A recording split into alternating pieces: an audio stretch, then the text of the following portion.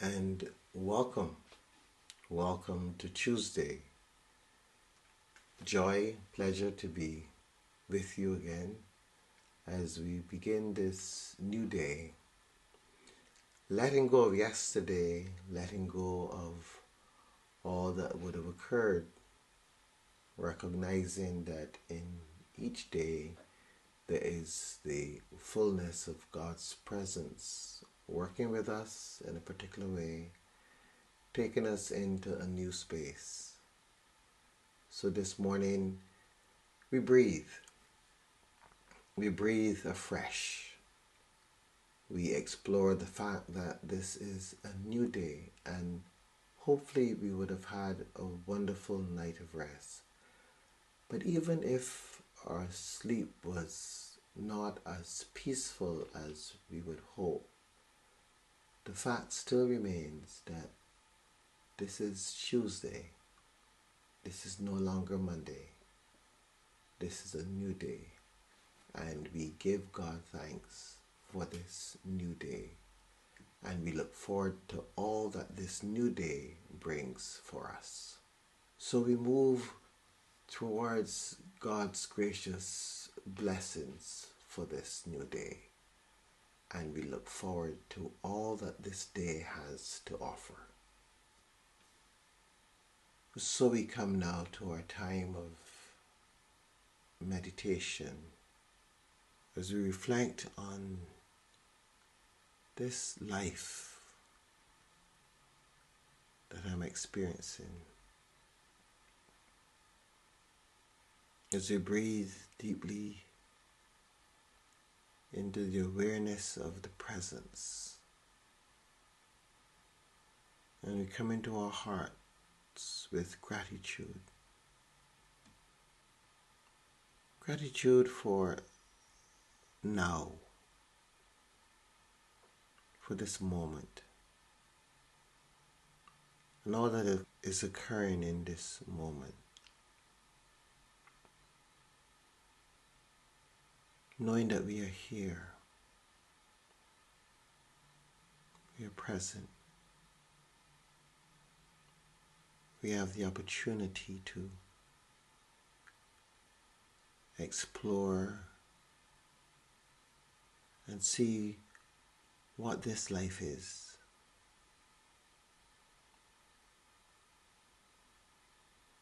We must never assume that we know it all. In these past years, we have seen so much in so many different areas. And in many ways, we are overwhelmed. But part of that being overwhelmed, I feel, has to do with the fact that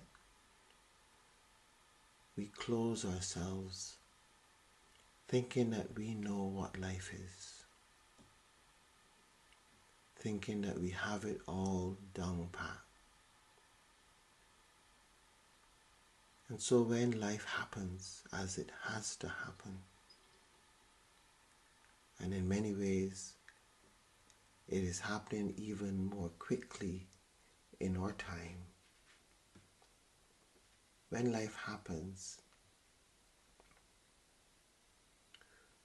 we are amazed, we are overwhelmed, because we didn't expect this.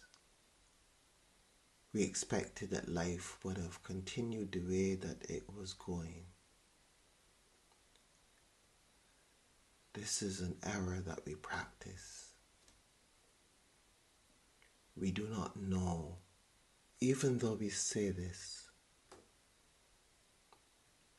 we don't truly appreciate it. And we need to appreciate it. We need to truly understand and accept that we do not know what the next second will bring. And we don't have to do this from a place of fear, but more so from a place of openness. openness and expectancy. Expectancy and not expectation. Expectancy is an opening to life. It is the innocence of the child. Expectation is the narrowness of the adult who sets things in place and expects that they will show up the way he or she desires them to do so. Expectancy is the joy of life, the openness, the exploration, the looking forward to the next great thing, the acceptance of this great thing. It's important for us to come to a place of expectancy in our journey and allow life to unfold so that we may be truly present in this world. Turning our attention to the Bible passage that is assigned for daily office today.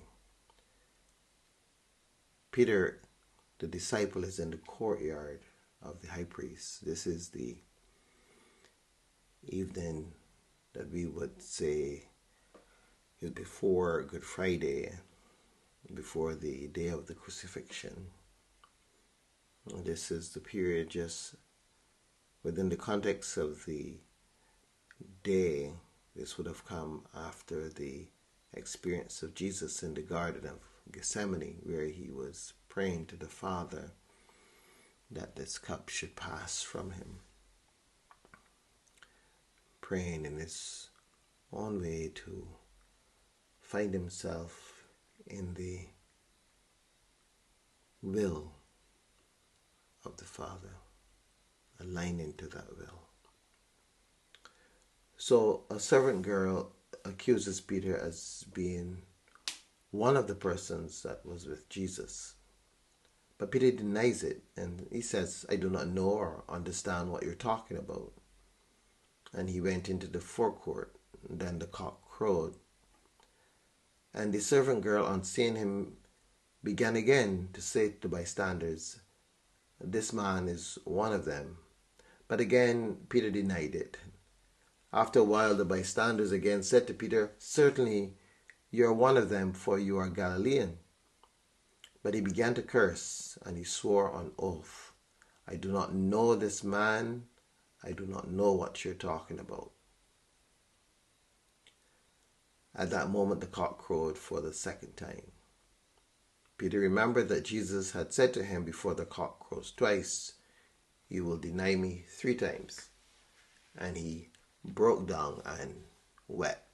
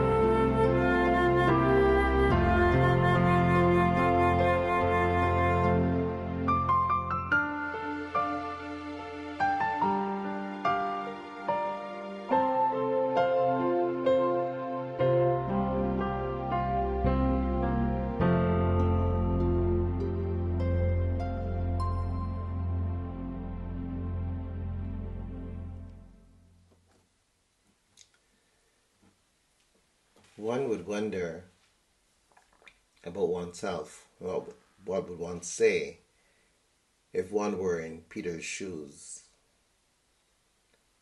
Would one have the courage to acknowledge, yes, I am one of them? Jesus knows that Peter is not yet where he needs to be And so he tells Peter about what is going to happen, not from a place of condemnation, but just helping Peter along his own journey to see and to understand where he is. The importance of knowing where we are and understanding clearly where we are is something that we cannot miss out on. We shouldn't in any way gloss over it. It is important to know where we are in this journey. I want to offer to you this morning an image of a continuum. On one side of the continuum, the line, there is the fullness of humanity. Humanity in its completeness. Heavily material, all about flesh. And flesh here, not as physical flesh, but flesh as all that flesh represents, all that flesh is able to accomplish, to achieve. And on the other side, there is divinity, all that is contained in the all that is, which would obviously then include humanity, because there's nothing outside of divinity. And we have to be very mindful of this, that our humanity is contained in our divinity. Our divinity is not opposed to our humanity. So Peter is like everyone else on the continuum. And you and I as well, we are on that continuum. The more we move towards divinity, the more we're able to appreciate the I amness. And what is this I amness?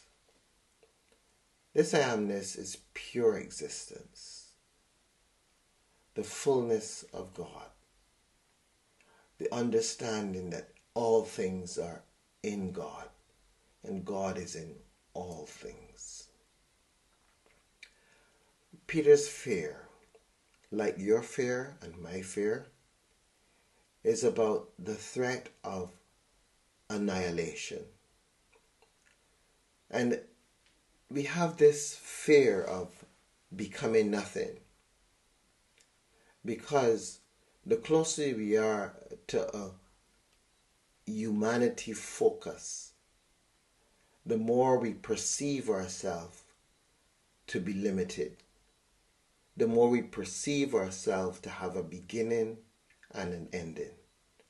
And because we are enjoying, to whatever extent, this experience of being in this form, anything that threatens this form, we believe threatens our very existence. Because if this form goes, we are done. That is the thinking of those who are closer to the end, or the humanity end. Persons like Jesus and other enlightened teachers, masters, persons in that realm are floating closer to fullness of divinity. And they understand that this humanity of theirs is simply an aspect of their existence. And it can never really disappear, because in some sense or another, it is eternally present. Even our modern day scientists have said for a while now that matter cannot be created nor destroyed. It is only changed. So here, even in science, they have that understanding that this humanity of ours, this experience of ours, is just changed. So Peter offers us this morning just an example of getting a sense of where we are, of understanding where we are. When Peter realizes where he is, when the cock crows, he breaks down in tears because Jesus had spoken to him, helping him hopefully to understand where he is. Peter recognizes where he is. Peter no doubt is ashamed because, in all honesty, Peter has been with the Master for this long time. Peter has seen how the Master engages in the work. Yet Peter is still gripped in the fear of annihilation. It is a process. It is a process that he is going through, like all of us are going through. It is not to be condemned by it, but is to acknowledge it. The way of the spiritual journey is the way to full divinity, to the full recognition of who we really are, to that place where all one can say about oneself is I am. The example given to us by the all that is, who says, I am that I am. It does not require, as we have seen or heard in the past by those persons who we would have called ascetics, it does not require us to beat or to in any way brutalize the humanity, the physical. It does not require us to in some way get rid of this physical. What it requires us to do is to come to a place in our understanding where this flesh of ours no longer defines who we are. We've been given it. It is a gift from God. It is a treasure. But it is just that. It is a treasure. It is something we possess. It is not who we are. The human family oftentimes have difficulty with this concept. And Jesus points out that where your treasure is, there your heart is as well. We get lost in what is a treasure. We get lost in it and we perceive ourselves to be at one with it.